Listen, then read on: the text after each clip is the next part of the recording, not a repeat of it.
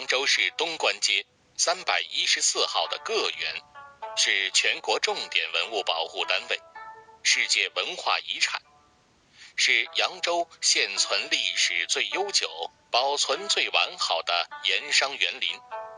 它与北京颐和园、承德避暑山庄和苏州拙政园并称为中国4大名园。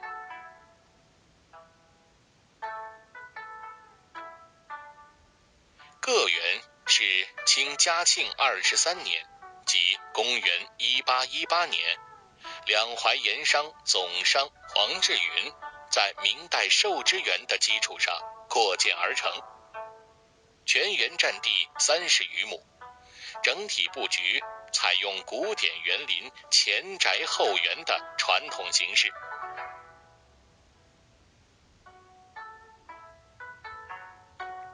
竹历来为中国文人所喜爱，宋代大诗人苏东坡便说过：宁可食无肉，不可居无竹。无肉使人瘦，无竹使人俗。导游向我们介绍，竹是个园的灵魂。游个园，第一要观竹，其次要参观它的四季假山和豪宅。个园的万竹园是扬州城内最佳赏竹处，现有竹子的品种60余个，总数将近2万杆。其中数目最多的竹子品种是黄金坚碧玉，其竹竿呈金黄色，节间带有绿色条纹，色彩美丽，为优秀的观赏竹种。为什么黄家的园子不叫黄园，偏叫个园？个园得名源于原主人生性喜好竹子，而竹叶3片形似中国汉字的个字。中国汉字竹字的一半亦为个，故黄志云就把自家的园子起名为个园。竹溪家住的前面是一条由桂花树枝叶交错形成的桂花小径。桂花有4个品种：金桂、银桂、丹桂和四季桂。这里种的是银桂，银桂的谐音是迎接贵宾，因此桂花小径又被称为迎宾道。每到花开的时候，这条小径都浮动着清清幽幽的芬芳，令人沉醉。走出桂花小径，只见地面上有鹅卵石、砖片、瓷片铺设的图案。在图案中，我们看到的有铜钱2枚、花瓶1只、方天画戟3只。它的意思是连中双元，平生3吉。经过之时，踩一踩，踏一踏，可以好运连连。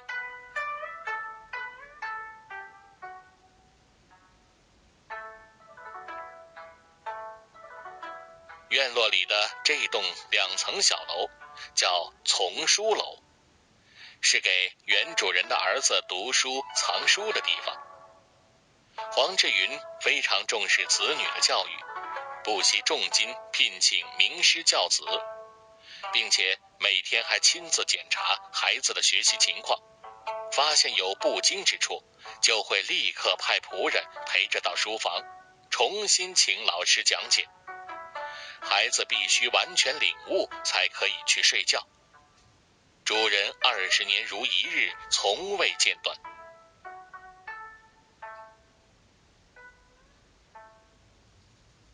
我们现在来到的是南部住宅部分。依照坐北朝南、前宅后园的传统，个园南部是主人的起居区。我们的参观路线是从厨房到南木厅，也就是主人的餐厅。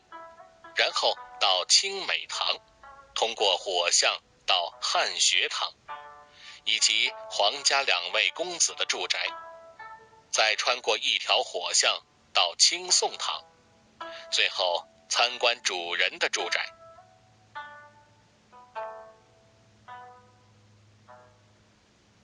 民以食为天，我们首先来看看皇家的厨房，这是东路建筑的最后一进房屋，格局为3间2厢，内设大锅灶、食盒、酒坛、条凳等厨房用具，从大到小依次排开，各有各的用途。借此我们可以想象一下大户人家厨子下人为准备美味佳肴的繁忙场景。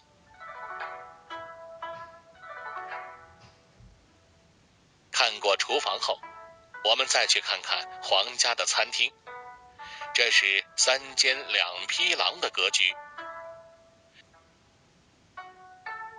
餐厅的横梁上采用的是金丝楠木，所以又称楠木厅。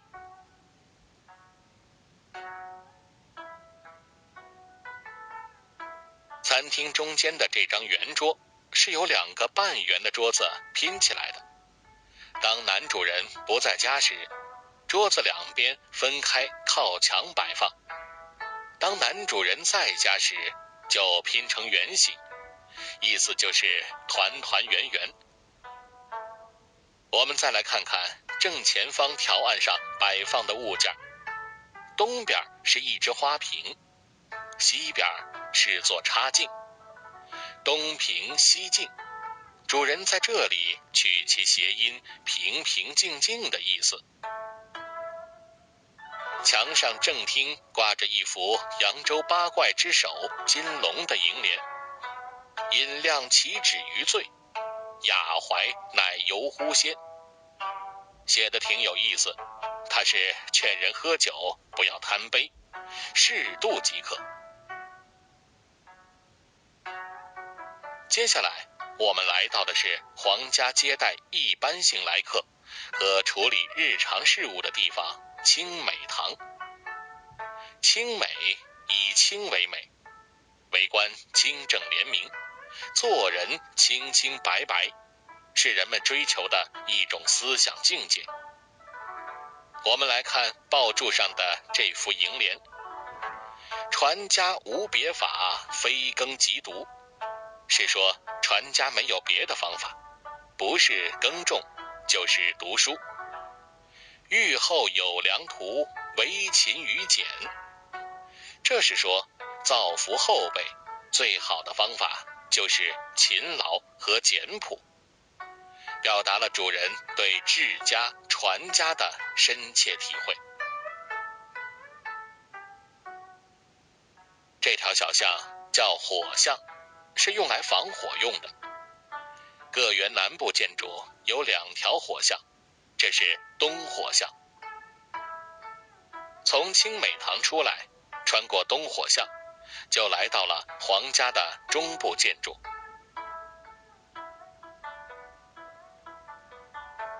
汉学堂是大宅门主厅，是皇家正式的礼仪接待场所。此厅面阔3间，台梁式，柏木架构，柏木宣梁，是扬州最大的一座柏木厅。厅堂内的陈设为扬州传统布置格局，迎面挂着对联和中堂画轴的叫太师壁。中堂为正板桥旧联，咬定几句有用书，可望饮食，养成数感新生竹，直嗣儿孙。意思是读到一本好书可以叫人废寝忘食，栽种几根新竹看上去就像儿孙一样讨喜。从这里我们不仅感受到主人对竹的崇尚和挚爱，同时也感受到了他对子女的殷切期望，希望他们像竹一样正直、虚心、有节，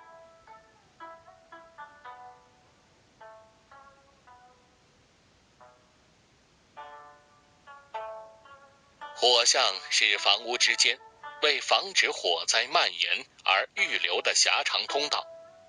这条西火巷南宽北窄，俗称船巷。原主人是盐商，主要的生意都通过水路运输。主人希望自己的人生和事业都能够一帆风顺。火巷的南面有一口水井，寓意船行水上。穿过西火巷，便来到了清颂堂。清颂堂是皇家祭祀和办理红白两事的地方。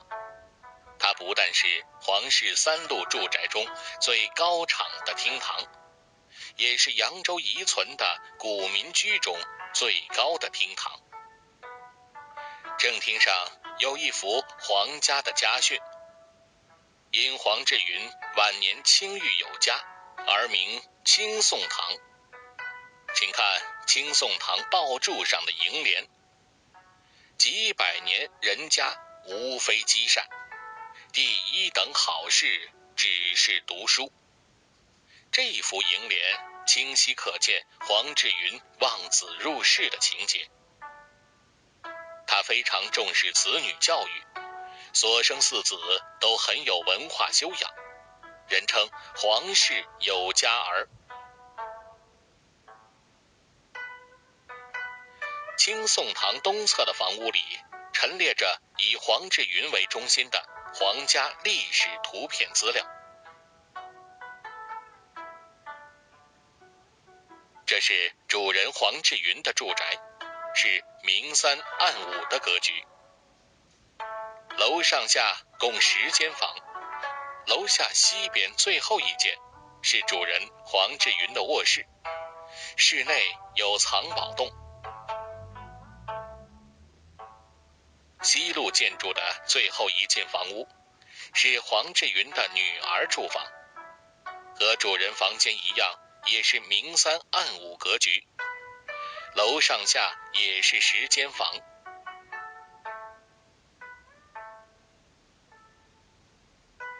楼上是小姐的闺房绣楼，高墙深院，与世隔绝。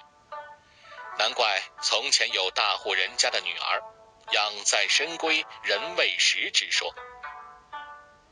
从住宅中间的小夹弄进入，往左一转，可以看到一左一右2个方形花台，这就是个园4季假山中的春山。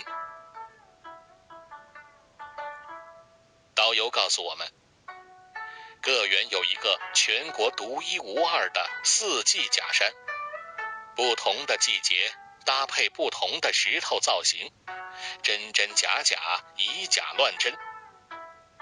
看看石板地面上的冰裂纹，可以想象到冰雪消融，春天已经到了。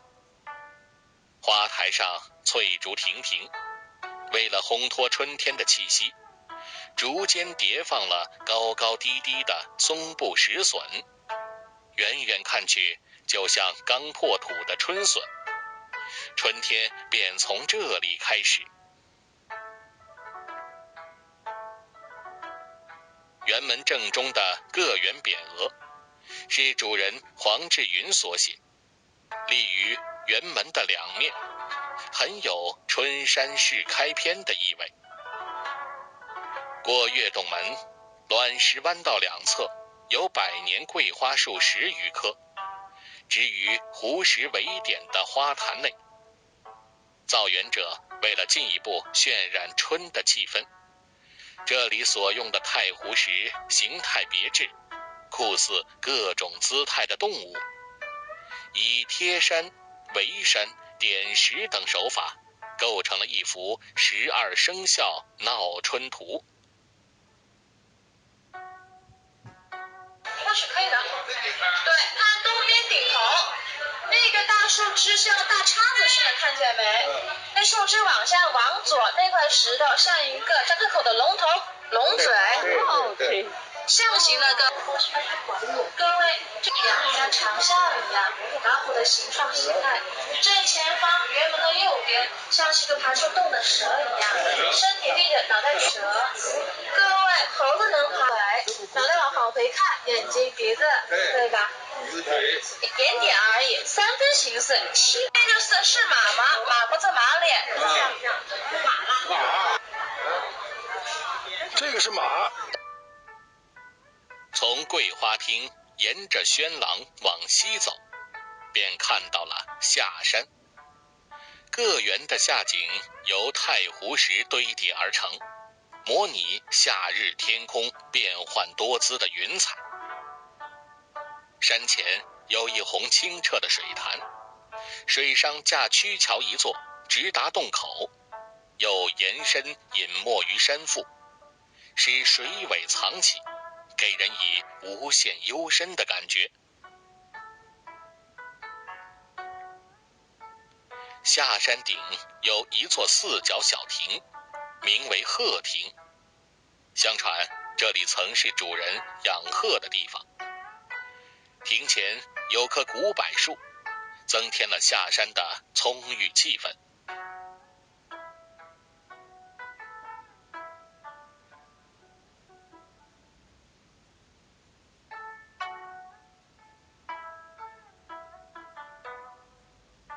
曲桥旁边有一个太湖石，此时修长飘逸，自上而下有三个近似圆形的孔洞，如梯径的鱼骨。遮去下面的孔洞，又极似汉字中的丑字，人们称此石为鱼骨石或丑石。贾平凹先生曾经说过，石以丑为美，丑到极致也就美到了极处。这石中精品是可遇而不可求的，称它为镇园之宝也不为过。丑石之后有一石鱼，张嘴摆尾，神态生动。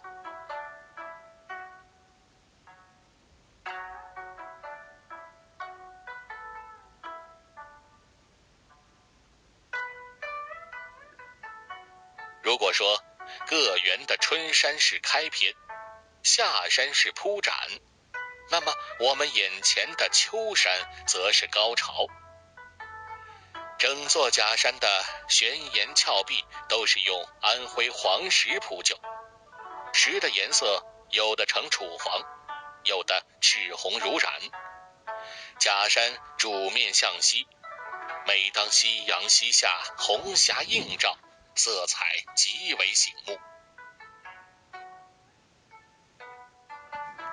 秋山的植物以枫树为多，江南凡树叶有差枝者，多数为枫树，一经秋霜，叶色全部变为深红。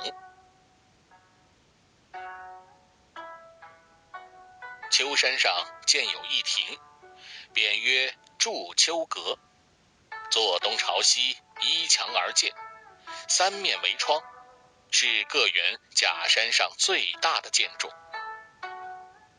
各园主人何事要在此筑秋呢？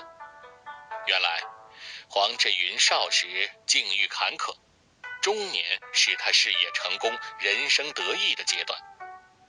人生的秋天在他来讲真是一个金色的季节。春华不如秋实，春天虽然繁花似锦，但只有秋天的累累硕果，才会让人深切地体会到成功的喜悦。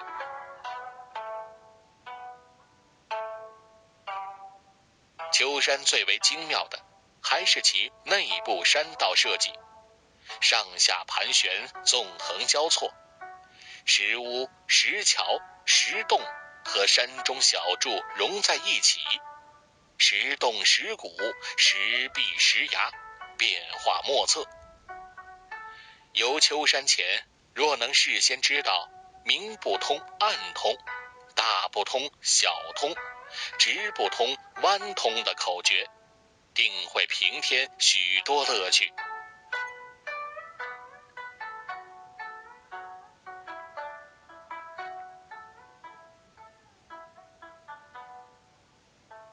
现在导游带领我们游览东山，冬季到来，白色一片。